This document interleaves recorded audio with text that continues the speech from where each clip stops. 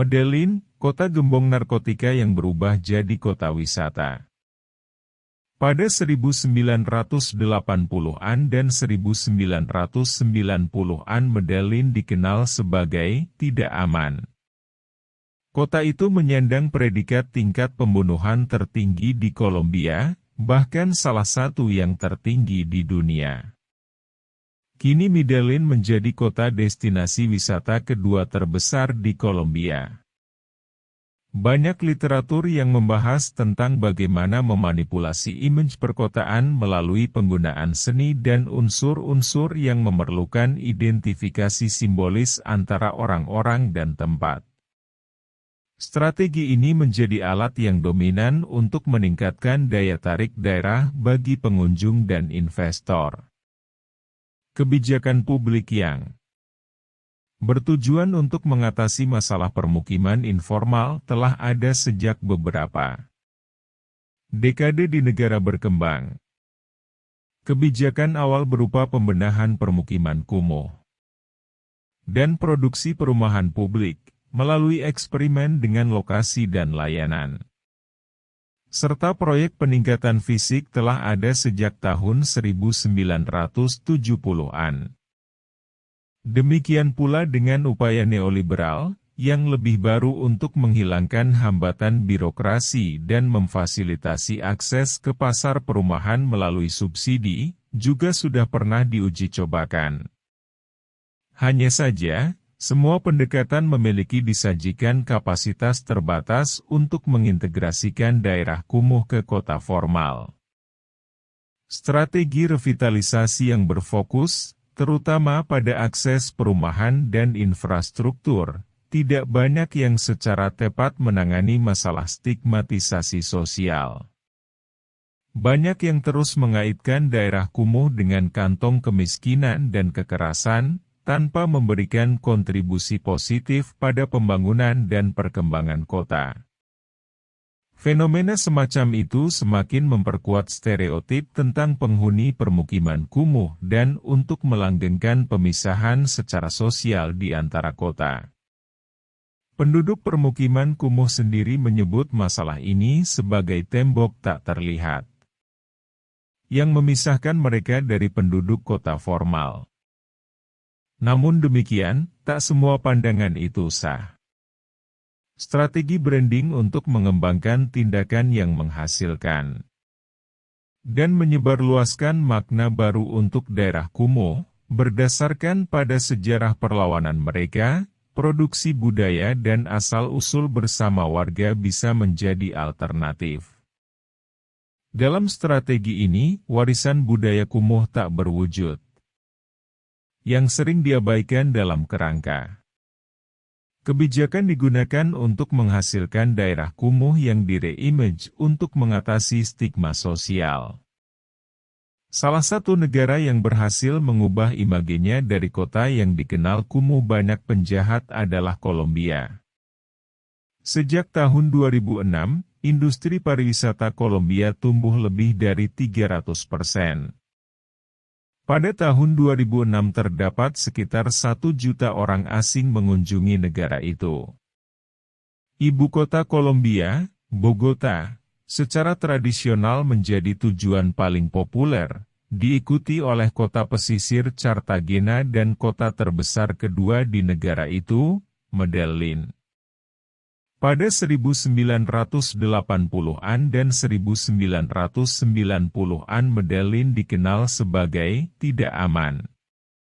Kota itu menyandang predikat tingkat pembunuhan tertinggi di Kolombia, bahkan salah satu yang tertinggi di dunia.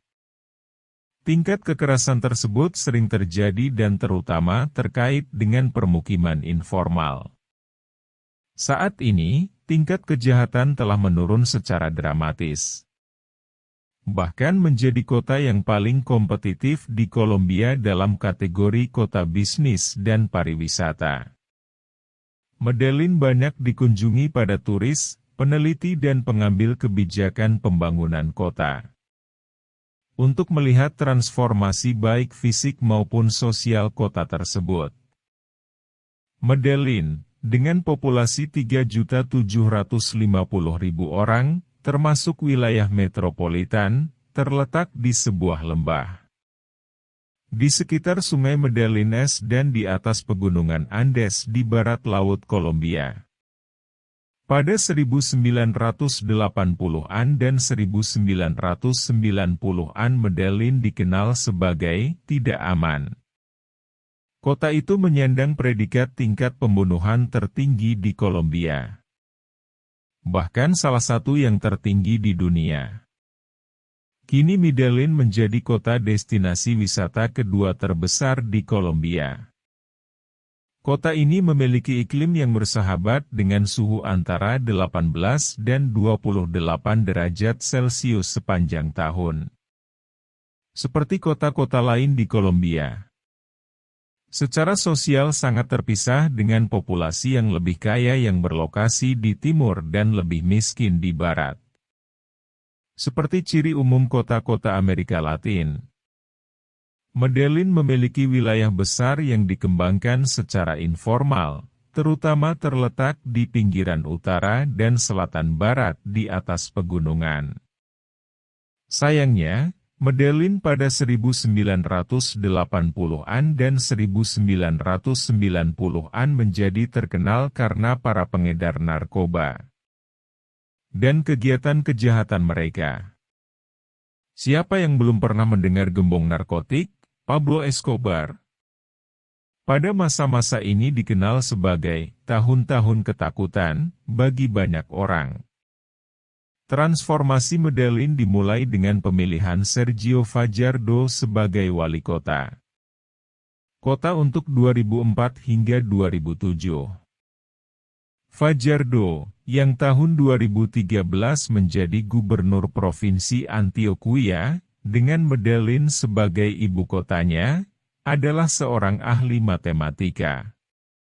Dengan gelar PhD dari Universitas Wisconsin dan termasuk dalam Partai Hijau. Program sosialnya, antara lain mengintervensi di lingkungan miskin. Dan penggunaan arsitektur berkualitas tinggi sebagai penggerak transformasi. Bangunan kita yang paling indah harus berada di daerah kita yang paling miskin. Kata Fajardo ketika dia menerima penghargaan Keystone Design Prize pada tahun 2009. Penghargaan itu diterima Fajardo atas perencanaan dan pelaksanaan pekerjaan umum yang berani dan ambisius untuk kota Medellin di Kolombia.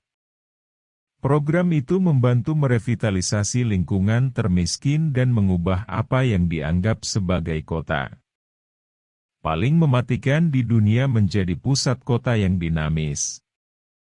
Salah satu perubahan besar adalah fokus di daerah miskin, yang secara tradisional diabaikan dan dipinggirkan.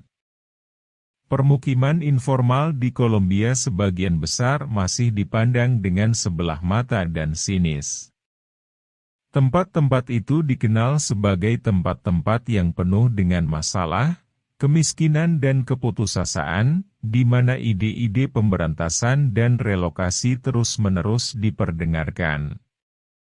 Dalam hal ini implementasi pada tahun 2004 dari mobil kabel udara sebagai sistem transportasi umum yang terhubung ke jalur utama metro dan untuk mencapai Barrios lereng bukit benar-benar sebuah revolusi. Ini telah menarik perhatian luas dari otoritas kota di seluruh Amerika Latin, serta Eropa dan Asia.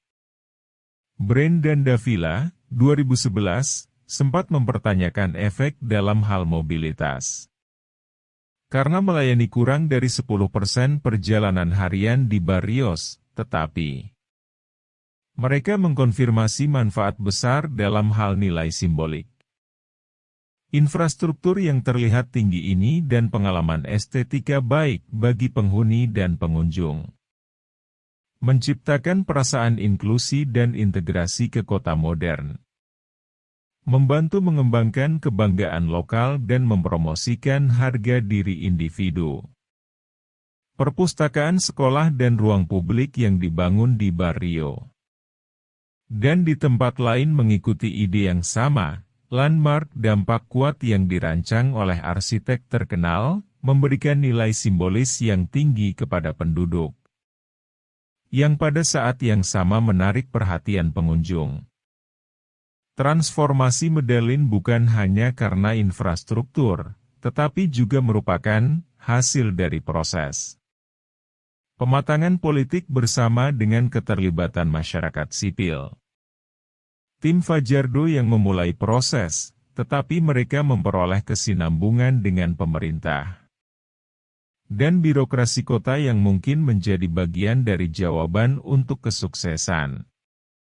Kebijakan dan program awal difokuskan pada transparansi, perang melawan korupsi, partisipasi sosial, budaya warga negara, kultura ciudadana, pendidikan, keamanan, dan ruang publik.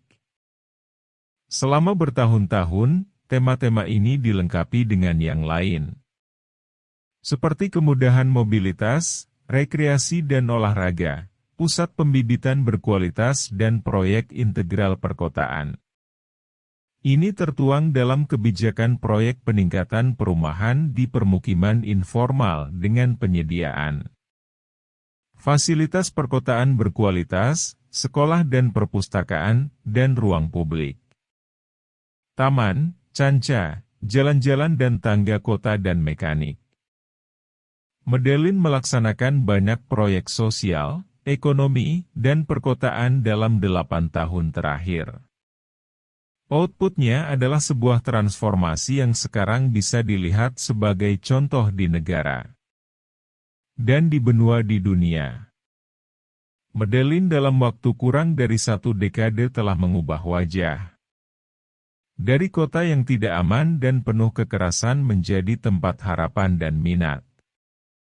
Transformasi bukan hanya dapat diamati di kota dengan landmark yang telah mereka hasilkan, tetapi juga dalam perbaikan sosial. Masih banyak yang harus dilakukan, terutama dalam memerangi kemiskinan, mengurangi kesenjangan sosial dan menyediakan inklusi perkotaan dan sosial sepenuhnya. Tetapi bagi orang-orang Medellin mereka percaya bahwa mereka berada di jalan yang benar. Jalan ini telah menjadi subjek yang menarik bagi pihak berwenang, akademisi, dan orang-orang biasa di negara ini dan orang luar yang mengunjungi Medellin untuk melihat secara langsung transformasi dan belajar dari pengalaman. Jalur ini disebut model Medellin atau model pengembangan integral Medellin. Tetapi dalam kehidupan sehari-hari dikenal sebagai urbanisme sosial.